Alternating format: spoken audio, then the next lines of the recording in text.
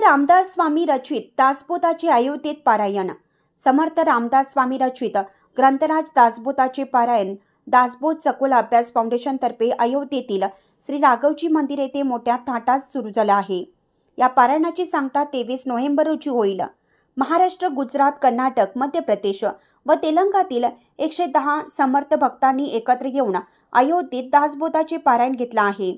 या पारायण काळात दासबोधाशिवाय समर्थ रामदास स्वामी रचित मनाचे श्लोक आणि आत्माराम ग्रंथाचेही पारायण होत आहे।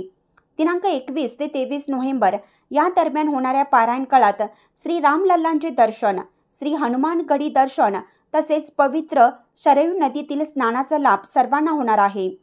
परमपूज्य अक्का स्वामी तथा आशालता वेलणकर यांनी 40 वर्षापूर्वी दासबोध सखोल अभ्यास उपक्रम चालू केला। या दासह फाउंडेशन तर्फे आयोजित दासबोध पारायणकर्त्यांची निवास आणि भोजन व्यवस्था पुण्यातील सद्गुरू डेव्हलपर्स तर्फे करण्यात आली आहे। अयोध्येत समर्थ संप्रदायाच्या प्रस्थानस्थळी ग्रंथाचे एवढ्या मोठ्या प्रमाणात होत असलेलं हे पहिलंच पारायण असून दासह फाउंडेशन तर्फे उत्तर प्रदेशचे मुख्यमंत्री माननीय आदित्यनाथ योगी यांना समर्थ भक्तांना मार्गदर्शन करण्यासाठी पत्र पाठवून विनंती करण्यात आली आहे।